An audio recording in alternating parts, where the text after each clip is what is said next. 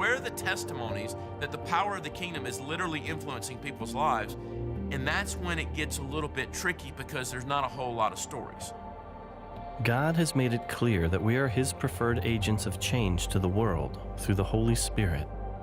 But sometimes, when truly no one is available, He'll go straight for us Himself.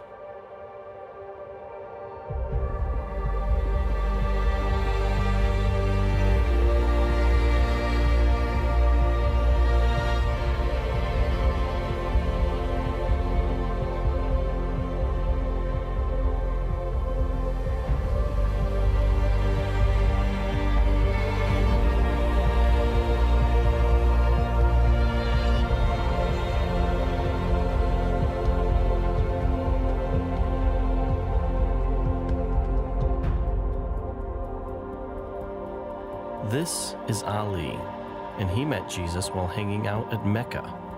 Yeah, you heard me, Mecca, the epicenter for the Muslim faith. When he was younger, Ali was a raging alcoholic, and his drinking got so bad that he moved away from his wife and children in Turkey to Saudi Arabia, simply to protect them from himself. While there, some Muslim friends of his talked him into going on Hajj to Mecca, the great pilgrimage to the holiest place in Islam. So I decided to go. And when I went there, everybody needs to sleep together. And everybody also goes 7 times around the Kaaba.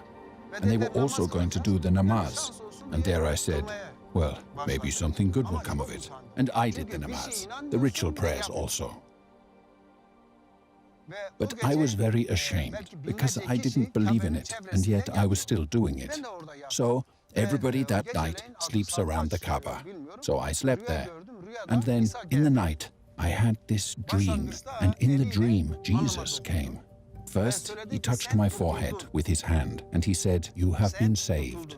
You have been saved." Then he opened his hand and placed it on my chest, and he said, "You belong to me." One of them, he said, "You are saved," and then, "You belong to me." And he was smiling. And this is what I wanted to say. This is what he looked like. From his waist up, he was naked and shining pure white. He had a beard, like in the pictures, but a little bit longer.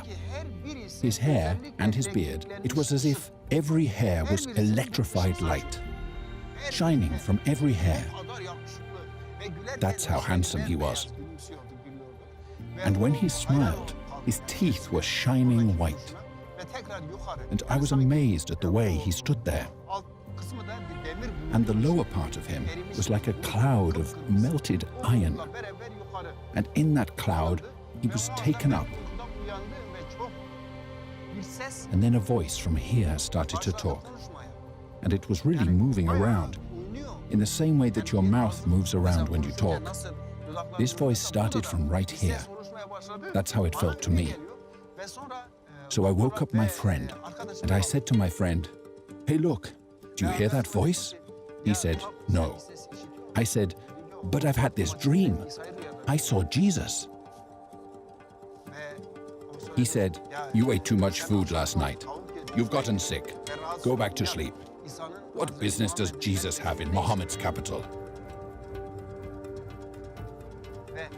So I tried to go back to sleep, but the voice wouldn't let me. It kept talking to me, just like I'm talking to you. And when it was morning time, the friends came over to me, and they said, "Let's continue on the pilgrimage." And the voice was saying, "No, you're not going to go." It wouldn't let me. And the voice was saying to me, "Go and collect all your stuff and go back to your country. Look for your friends and find them."